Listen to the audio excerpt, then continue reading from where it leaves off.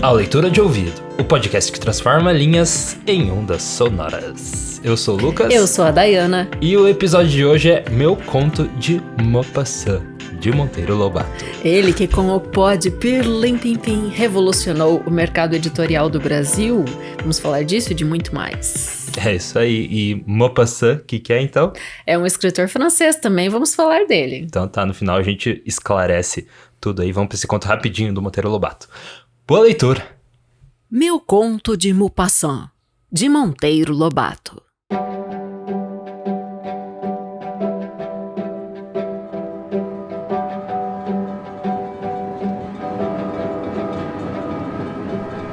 Conversavam no trem dois sujeitos. Aproximei-me e ouvi. Anda a vida cheia de contos de Maupassant. Infelizmente, há pouquíssimos gris. Por que Maupassant e não Kipling, por exemplo? Porque a vida é amor e morte, e a arte de Maupassant é 9 em 10, um enquadramento engenhoso do amor e da morte. Mudam-se os cenários, variam os atores, mas a substância persiste, o amor, sob a única face impressionante, a que culmina numa posse violenta de fauno encendido de luxúria, e a morte, o estertor da vida em transe, o quinto ato, o epílogo fisiológico.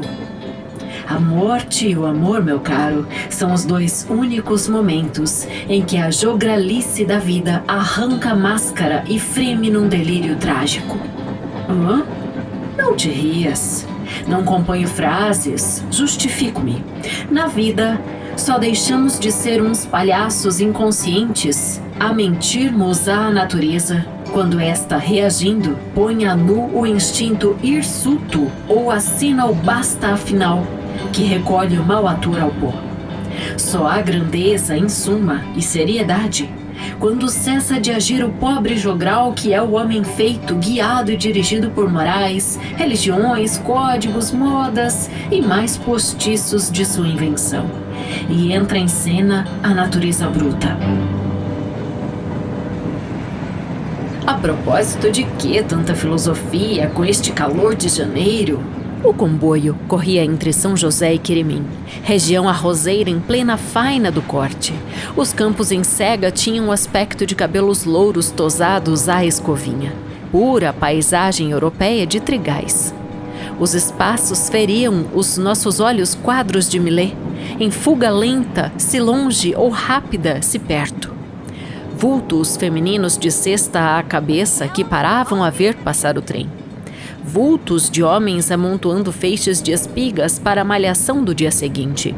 Carroções tirados a bois recolhendo o cereal ensacado. E como caía a tarde e a mantiqueira já era uma pincelada opaca de índigo a barrar a imprimadura evanescente do azul, vimos um certo trecho o original do Ângelus. Já te digo a propósito de que vem tanta filosofia. E, enfiando os olhos pela janela, calou-se. Houve uma pausa de minutos. Súbito, apontando um velho saguaragi, avultado à margem da linha e logo sumido para trás, disse: a propósito dessa árvore que passou, foi ela comparsa no meu conto de Maupassant. Conta lá se é curto. O primeiro sujeito não se ajeitou no banco, nem limpou o pigarro como é de estilo. Sem transição, foi logo narrando.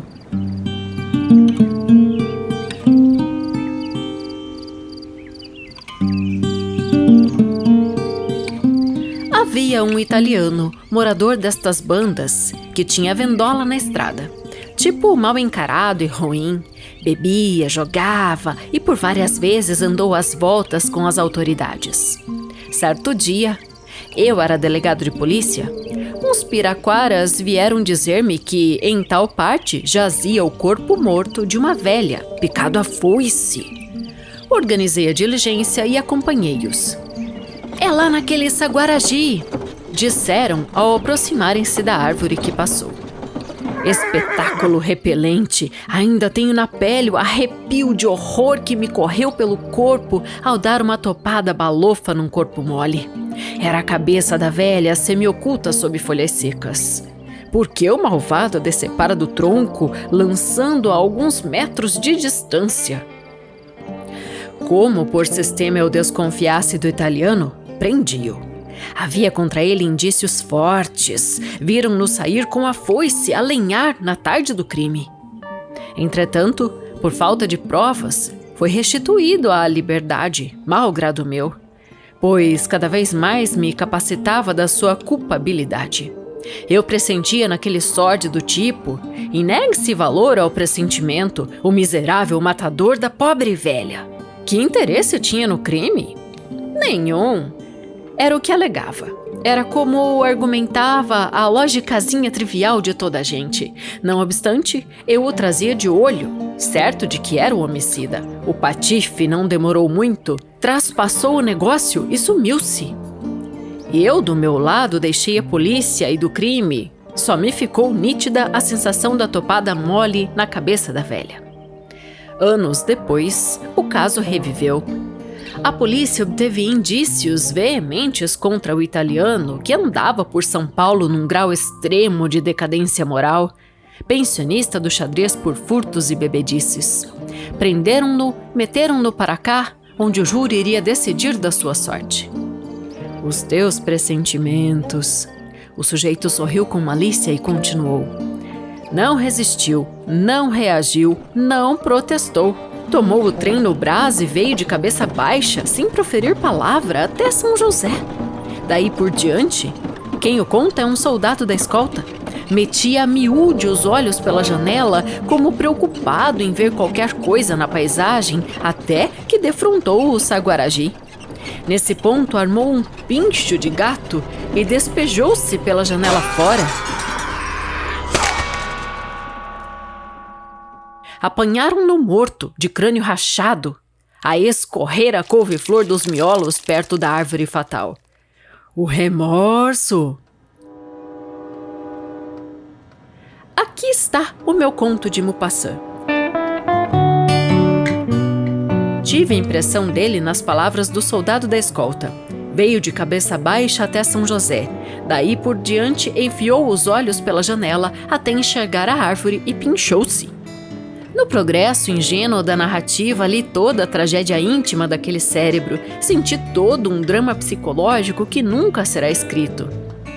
É curioso, comentou o outro pensativamente. Mas o primeiro sujeito acendeu o cigarro e concluiu sorridente com pausada lentidão. O curioso é que mais tarde, um dos piraquaras denunciadores do crime e filho da velha, preso por picar um companheiro a foiçadas, confessou-se também o assassino da velhinha, sua mãe? Hã? Meu caro, aquele pobre Oscar Fingal Flayard Wilswild disse muita coisa, quando disse que a vida sabe melhor imitar a arte do que a arte sabe imitar a vida.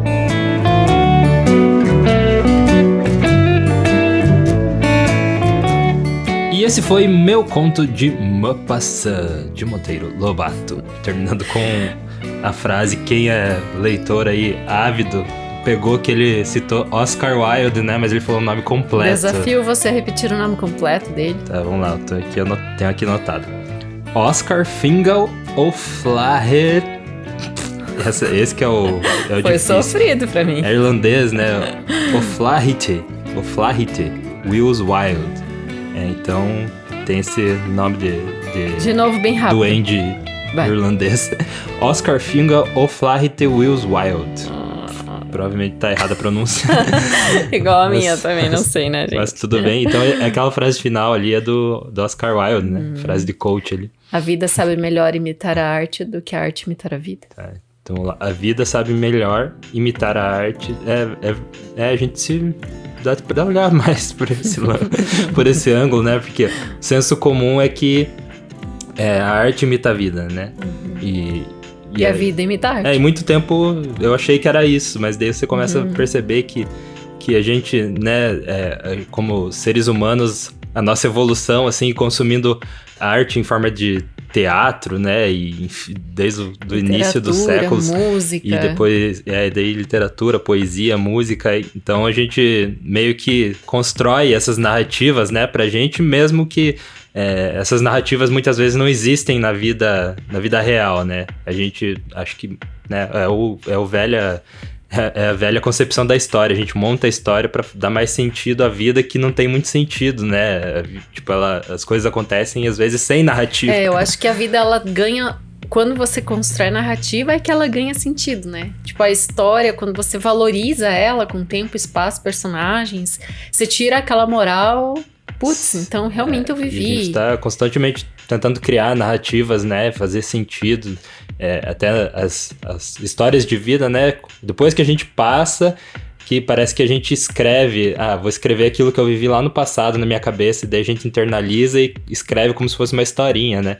E muitas vezes lá, quando aconteceu, não foi tão claro, assim, as coisas. A grandeza das coisas, quando se torna história escrita mesmo ou contada, realmente fica bem maior, né? Muito interessante essa análise. E a gente vai abrir uma caixinha dentro da outra caixinha para falar de Monteiro Lobato, porque ele abre a caixinha do Guy de Maupassant, né? Esse escritor francês do século XIX. Vamos apresentá-lo brevemente, mas já estou na manga aqui, ó, dentro dela, aqui, tá vendo? Não. Tem um conto dele já para as próximas edições do Leitura de Ouvido, que eu já estudei e é bem legal. Interessante. E então o Guy de Maupassant, ele morreu 11 anos em seguida do nascimento do Monteiro Lobato, né? O Monteiro Lobato nasceu em 1882 e o Guy de Maupassant morre em 1893. Então a gente tem ali algo muito recente, quase um contemporâneo dele, e era um autor muito lido nessa época. A Guy de Maupassant é atribuído à invenção do conto na França. E ele escreveu mais de 300 histórias curtas, era famoso por escrever histórias econômicas e era um grande observador da vida social.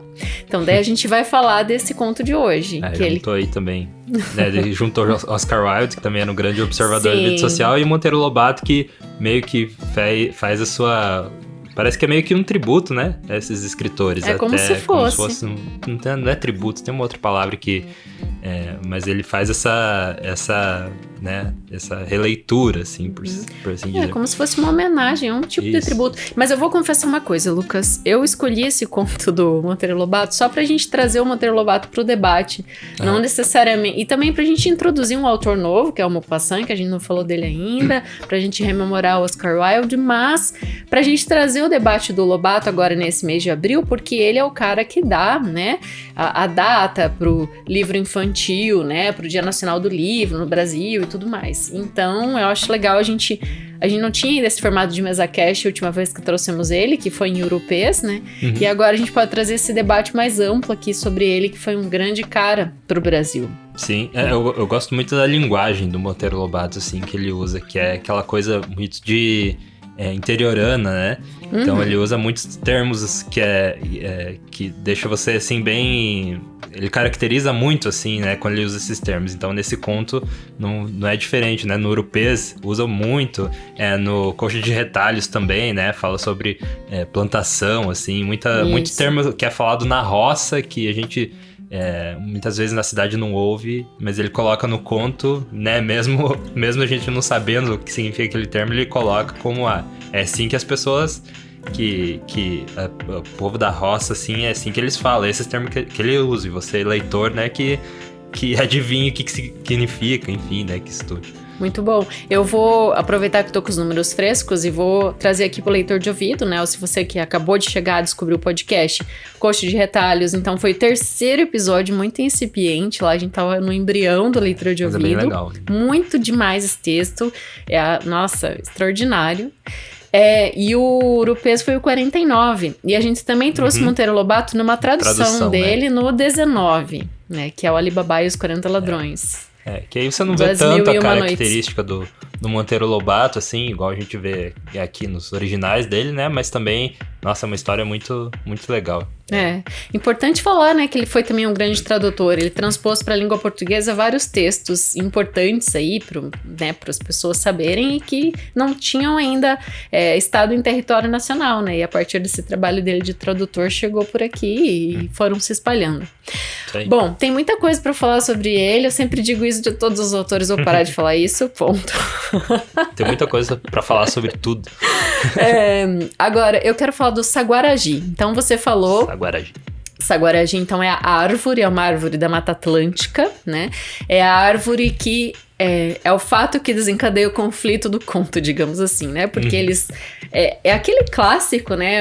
É muito legal, é um formato que o Lima Barreto também usou no Homem que Sabia Javanês, né? De dois amigos estarem conversando e um lembra de algo e começa a contar pro outro. Então, e até de uma forma, assim, muito suave, que ele fala... Ele nem pigarreou, nem limpou a garganta, nem nada e começou a falar. Né? Então, tipo, não... Deixa eu me preparar. Não, ele já foi direto. Tava na conversa ali, já. E aqui faz isso de uma forma muito breve, porque o conto também é curtinho, né? Então isso acontece bem brevemente ali, mas a gente tem os contos um pouco mais longos que entram lá no começo do conto, eles têm a conversa dos amigos, eles entram na história e lá pelo meio do conto você já esqueceu que é os dois amigos conversando, né? Você já entra tanto na história. Como aquele do Anatole France, lá, Missa das Almas, acontece isso? É verdade, depois volta lá no final, que daí você mesmo que estavam conversando. Então, isso é um formato bem clássico da literatura, usado por muitos escritores, então foi também o que ele escolheu aqui para traçar essa historinha. E essa historieta, ela é motivada quando se passa, o trem que os amigos estão, se passa de novo pelo Saraguagi. Não, Saguaragi, que é o nome da árvore. e daí, eu vou te contar uma história que tem a ver com essa árvore, né? E tanto é que o desfecho, né, acontece de novo na dita árvore ali, e o ocorrido é na dita árvore, né, que o corpo da mulher tá lá esquartejado. Então, eu li assim, é um conto com elementos faltantes pra gente classificar como um conto policial, né, digamos assim, mas não deixa de ter aquele toque de humor também e te prende, de certa forma, mesmo sendo super curto. Eu vejo um grande potencial naquela história ali que acho que daí sim, que eu acho que daí sim daria um conto policial, né, se pegasse aquela história e tirasse os amigos ali do trem, tirasse essa circunstância e se concentrasse na árvore e tudo mais. E desenvolvesse melhor essa história. Eu acho que seria um conto policial e bem legal, por sinal ainda. É verdade. Então, mas o que é interessante falar é que o Maupassant, o francês em si, ele ficou muito conhecido por ter a capacidade de escrever sobre tudo. Então, ele não foi um contista policial, ele versou sobre os mais variados assuntos da existência humana, né? Então, quando o Monteiro Lobato fala, todo mundo aí tá lendo Maupassant, tá falando de Maupassant, mas temos poucos guis. Então, ele começa com essa afirmação. E quando ele fala isso, ele tá dizendo que ele tá ficando famoso, né? Esse autor, mas ele quer trazer para o território nacional numa versão dele e escolhe para isso nada menos do que essa árvore nativa do Brasil. Ele poderia pegar qualquer outra árvore, mas o Monteiro Lobato, ele trouxe essa bandeira brasileira, né, nas suas produções, tanto é que é por isso que nasce o Sítio do Pica-Pau Amarelo, porque ele teve 4 filhos, né, e à medida que os filhos foram vindo, ele foi vendo que as histórias importadas para cá não representavam nem o povo, né, nem a gente daqui, nem a linguagem daqui, nem a realidade daqui. Então ele começou a escrever o Sítio do Pica-Pau Amarelo, criou esses personagens todos tão legais. 23 volumes.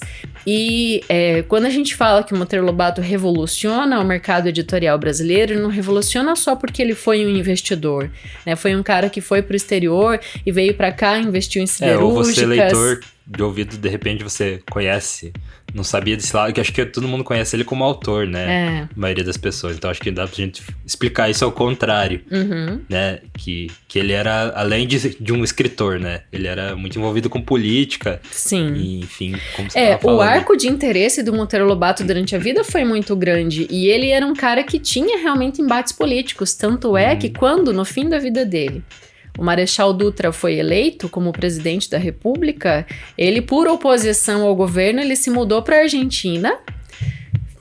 Ele se exilou voluntariamente lá, digamos assim.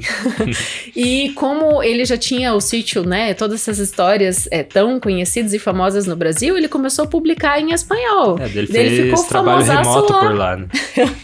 E fez pelo Zoom e tal.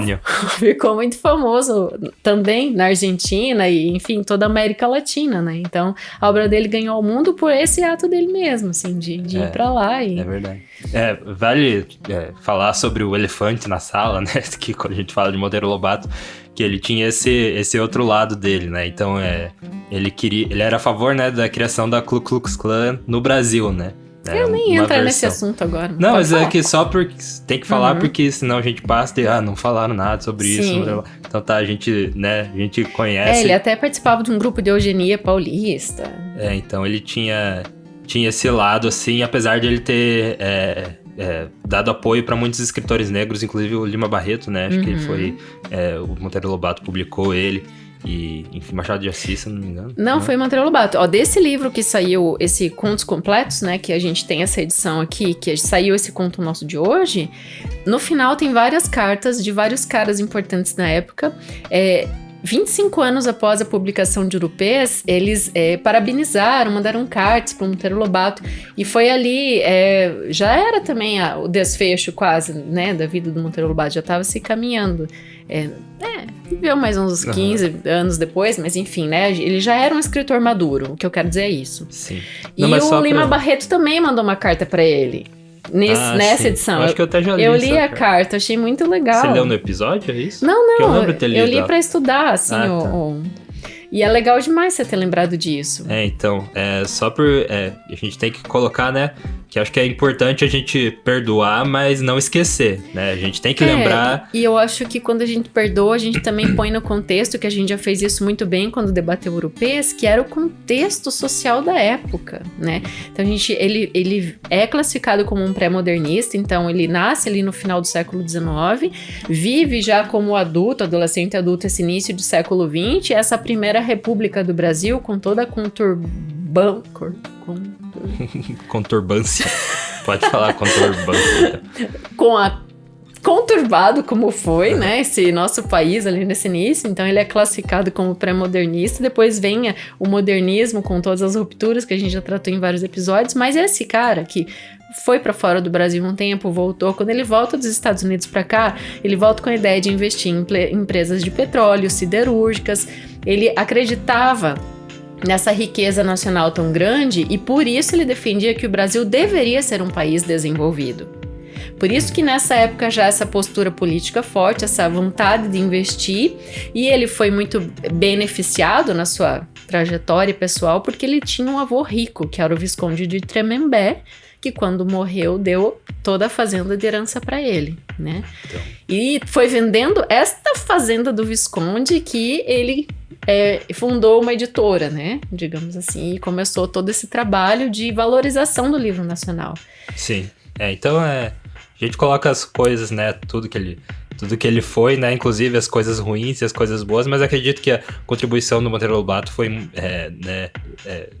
sim, sem sombra de dúvidas, muito maior do que esse lado que ele tinha também, né? Por isso que até quando ele fala, eu acho que ele quis dar esse pé de conto policial quando ele usa esse termo, escorrer a couve-flor dos miolhos. Terrível. Então é uma coisa daquelas que, né, só esse autor conseguiria descrever isso dessa forma, né?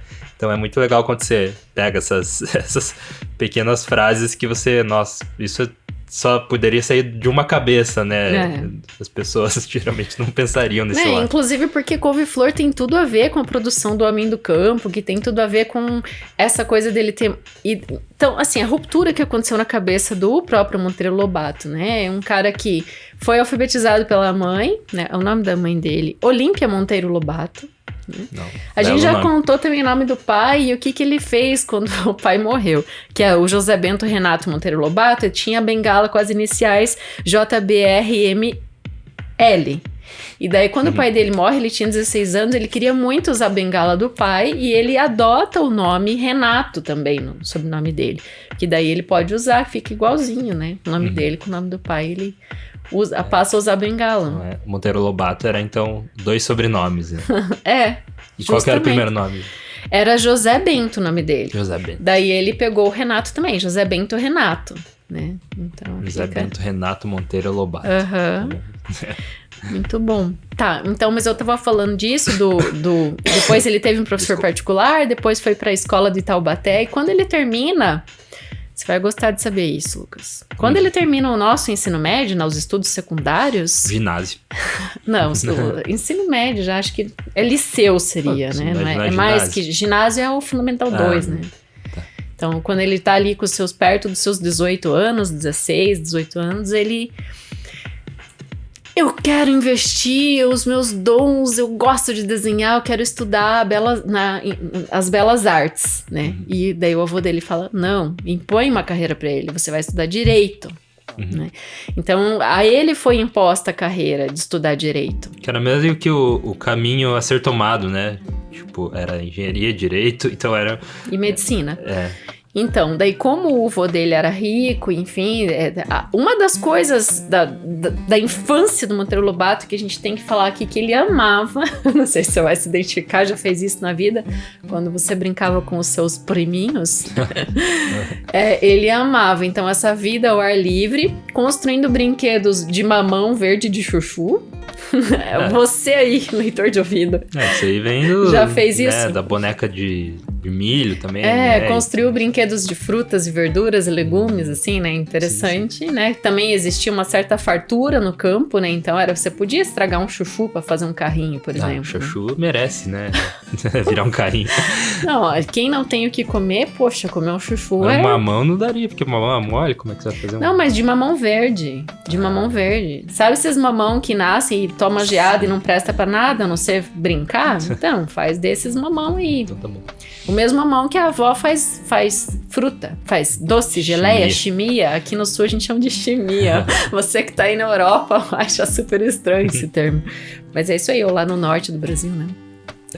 Então, me perdi um pouco, deixa eu voltar. Então, essa paixão, além de brincar com os carrinhos, etc., feito de vegetais, ele amava a biblioteca do avô. Então, era um cara que ele respeitava muito. Quando o avô impõe uma carreira, ele vai estudar. Quando ele termina, ele já tá arrasando dentro da academia, que ele dá um discurso ali na formatura que faz os chefões da época, professores, a igreja e tal, ficarem meio desconfortáveis e chegam a sair da sala, né? E logo em seguida ele se casa, então, daí depois ele tem esses 4 filhos, o avô morre, ele muda pra fazenda do avô, e daí a vida vai se construindo, né? Como a gente tem contado aqui. E ele foi contemporâneo de alguns nomes bem interessantes. Quem? O próprio Oscar Wilde era um que não nasceu muito longe dele ali, né? A Virginia Woolf e o James Joyce, né, nasceram no mesmo ano, 1882. Na era de ouro ali da literatura. E se a gente fala de Oscar Wilde, a gente também tem que falar de Bram Stoker, que nasceu também próximo do Oscar Wilde e do Monteiro Lobato. Você citou 3 autores irlandeses aí. Pois é. James Joyce, Bram Stoker e Oscar Wilde. E a Virginia, né, que não tá muito longe. Inglesa, né? Não, mas eu tô falando assim no mundo, sabe? Os grandes nomes que a gente tinha. Claro que ele conviveu com grandes escritores brasileiros, a gente citou aqui o Lima Barreto, né? E outros, né?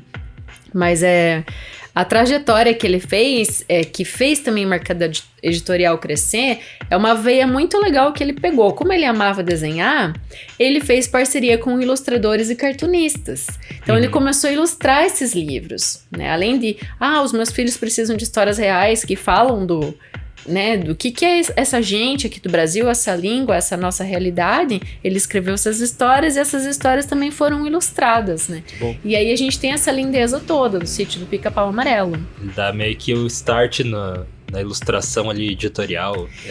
O que ele faz com o livro? Literatura. Ele faz o livro, eu queria ter um livro na mão agora pra cheirar. Ele faz o livro ser um objeto de desejo, né? Esse objeto atraente. Isso a gente deve Monteiro Lobato. Por isso... que abril e tudo mais, a gente tem o dia que ele nasceu, né, que é 18 de abril, que é o Dia Nacional do Livro Infantil, né, atribuído justamente por causa do nascimento dele. Sobre o sítio, eu quero falar mais umas coisas, posso? O Sítio do Pica-Pau Amarelo? Sim. Ele escreveu o Saci também, né? Sim. Ele transformou ali em literatura, né? O conto folclórico do Saci. E acho que a versão dele é mais conhecida, assim, né? Hoje, do Saci. Bem lembrado. O nome inclusive, é O Saci. Ele escreveu... a gente traz aqui as histórias adultas, mas ele escreveu bastante, né? Literatura infantil, mas tem também esses adultos, né? Que é o que a gente se foca quando traz aqui, mas sem deixar de falar do infantil, que eu acho tão importante, porque pauta no seguinte sentido: o Sítio do Pica-Pau Amarelo teve 23 volumes ao todo. Desses 23 volumes, lá de quando começou a sair até hoje, quanto leitor não foi formado a partir da leitura das histórias do sítio, sabe? Então, é disso que a gente está falando, de formação do leitor no Brasil. Essa moeda tem que jogar para o Monteiro Lobato. É um chapéu que a gente tira para ele, porque ele também, quando ele começou a criar, que nem Emília no País da Gramática, a história sobre aritmética e tudo mais, ele queria que as disciplinas fossem ensinadas não de uma forma quadrada, mas de uma forma legal, sabe? Uma forma divertida. E daí ele traduz a língua portuguesa, ele traduz os números e puxa com os personagens do sítio e faz essa criança gostar de estudar. O que hoje, né, tentam desesperadamente nas escolas a dar esse... como é que chamam? Tem um nome bonito que estão chamando isso. Letramento? Educação... 4.0. Umas coisas assim, que é tipo... você quer aprender matemática, você vai ter um motivo para aprender aquilo, além de, né, ser simplesmente números no quadro negro, né? Você vai ter que usar aquilo aplicando em alguma coisa. Então, a gente luta muito com isso hoje, né? Porque o sistema de educação é ainda muito... ele é muito determinado, né? Em certas grades, em certas... coisas que tem que seguir lá, e daí é difícil você sair disso também, porque depende de governo, depende de um monte de coisa, né, pra mudar. Então, né, é um caminho difícil, mas eu acho que sendo professor, o professor pode trazer isso, né, independente de se tá na lei que pode fazer aquilo, se não tá, mas ele trazer isso na própria educação que ele dá pros alunos, né, dá pra trazer essa forma mais prática de se trabalhar, e é isso que a gente vê bastante na educação hoje, né? E é isso que a gente faz aqui, sabe, Lucas? Eu acho que eu, como professora, hoje é o dia do jornalista, né? 7 de abril, o dia que a gente tá gravando as notas. Ontem. No caso, é um dia antes da publicação do episódio. Que é a minha primeira profissão, mas como professora, que é a minha segunda formação, eu encaro que a minha missão é essa, sabe? Isso que você acabou de explicar é o que a gente faz no podcast. A gente torna a aprendizagem algo divertido, né? A gente mostra que a tradução daquilo tudo é fluido e tem tudo a ver com a tua vida e com a tua evolução, né? Que mostra assim, olha, gente, não é tão difícil assim de entender. É super divertido. Né? Eu sei que você, leitor de ouvido, que vem até nós, já tem esse interesse por literatura, mas também pessoas que têm dificuldade com literatura muitas vezes, né? A gente aqui no podcast mostra, é legal, não é chato, de repente, igual você tem na mente, né? Que você construiu, sei lá, com que trauma que você viveu na escola. É uma coisa que é muitas vezes fácil de entender, não é fácil, né? Não tem aquela curva muito longa de aprendizagem, mas também com essas pequenas curvas de aprendizagem que a gente faz, acaba se tornando assim, te elevando, né, intelectualmente. Não, e acima de tudo, eu acho que também ensinar com exemplo, porque veja o que fez Monteiro Lobato, ele não curtia a política da época, ele via que o país estava andando para trás, mas ele fez a parte dele. Então, tipo, você que tá aí do outro lado, assim como a gente que tá sentado aqui falando nesse momento, tá tentando fazer a nossa parte. Quando você tá consumindo literatura, cultura, artes, você tá fazendo a sua parte. Quando você compartilha, você tá fazendo a sua parte. Quer fazer a sua parte, mais ainda você compartilha, então. O cara chegou a mudar pra Argentina quando ficou insustentável no país, sabe? Voluntariamente se exilou. Então, mas continuou escrevendo de lá, continuou publicando de lá, divulgando literatura, e a gente vai continuar aqui também. Assim como a gente consegue fazer isso por causa também dos nossos apoiadores.